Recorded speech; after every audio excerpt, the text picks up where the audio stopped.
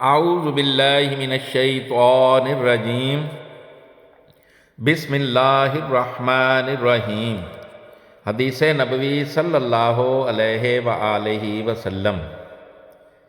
پہلی حدیث، میں نے حضرت علی رضی اللہ عنہ کو یہ فرماتے ہوئے سنا کہ رسول اللہ صلی اللہ علیہ وآلہ وسلم نے فرمایا کہ مجھ پر جھوٹ مت بولو، کیونکہ جو مجھ پر جھوٹ باندھے وہ دوزخ میں داخل ہو۔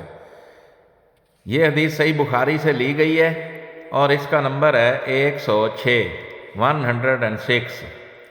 دوسری حدیث، میں نے کبھی آپ سے رسول اللہ صلی اللہ علیہ وآلہ وسلم کی یہ حدیث نہیں سنی۔ میں نے آپ کو یہ بھی فرماتے ہوئے سنا ہے کہ جو شخص مجھ پر جھوٹ باندھے گا وہ اپنا ٹھکانہ جہنم میں بنا لے۔ یہ حدیث بھی صحیح بخاری سے لی گئی ہے اور اس کا نمبر ہے 107۔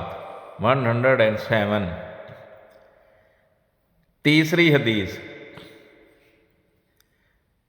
مجھے بہت سی حدیثیں بیان کرنے سے یہ بات روکتی ہے کہ نبی صلی اللہ علیہ وآلہ وسلم نے فرمایا کہ جو شخص مجھ پر جان بوجھ کر جھوٹ باندھے تو وہ اپنا ٹھکانہ جہنم میں بنا لے۔ یہ حدیث بھی صحیح بخاری سے لی گئی ہے اور اس کا نمبر ہے 108۔ چوتھی حدیث، میں نے رسول اللہ صلی اللہ علیہ وآلہ وسلم کو یہ فرماتے ہوئے سنا کہ جو شخص میرے نام سے وہ بات بیان کرے جو میں نے نہیں کہی تو وہ اپنا ٹھکانہ جہنم میں بنا لے۔ یہ حدیث بھی صحیح بخاری سے لی گئی ہے اور اس کا نمبر ہے 109۔ پانچویں حدیث، وہ رسول اللہ صلی اللہ علیہ وآلہ وسلم سے کہ اپنی اولاد کا میرے نام کے اوپر نام رکھو مگر میری کنیت اختیار نہ کرو، اور جس شخص نے مجھے خواب میں دیکھا تو بلا شبہ اس نے مجھے دیکھا، کیونکہ شیطان میری صورت میں نہیں آ سکتا، اور جو شخص مجھ پر جان بوجھ کر جھوٹ بولے وہ دوزخ میں اپنا ٹھکانہ تلاش کرے۔ یہ حدیث بھی صحیح بخاری سے لی گئی ہے اور اس کا نمبر ہے 110۔ چھٹی حدیث، میں نے حضرت علی رضی اللہ عنہ سے پوچھا کہ کیا تمہارے پاس کوئی اور بھی کتاب ہے؟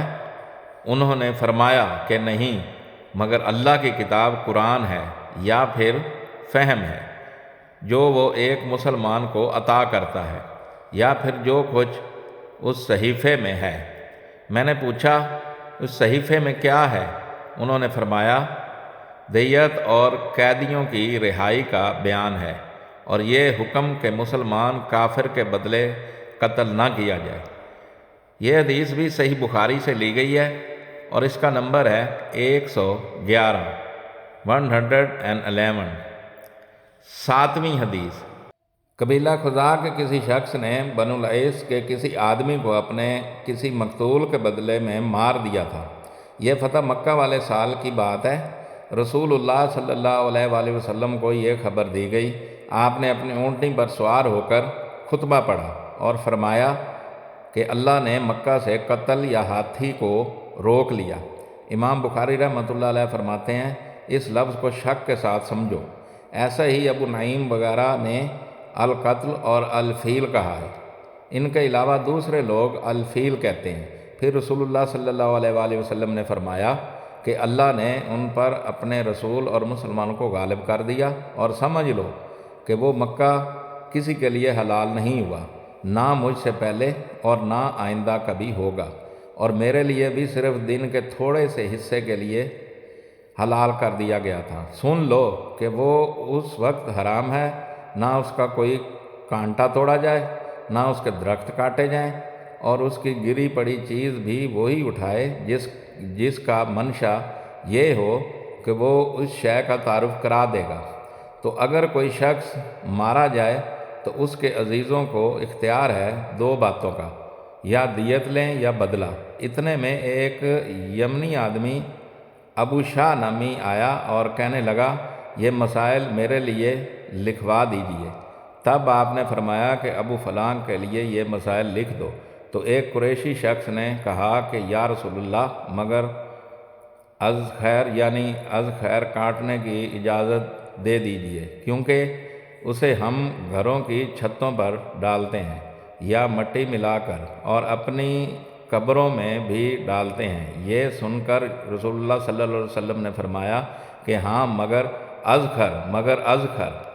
یہ حدیث بھی صحیح بخاری سے لی گئی ہے اور اس کا نمبر ہے 112 میری تمام دیکھنے اور سننے والوں سے گزارش ہے کہ میرے والدین، میرے بہن بھائی، میرے رشتہ دار اور میرے دوست جو اس دنیا سے جا چکے ہیں ان کے لیے مغفرت کی دعا کر دیں۔ جزاک اللہ خیرہ۔ دعا گو طارق سلطان شاہ ہاشمی۔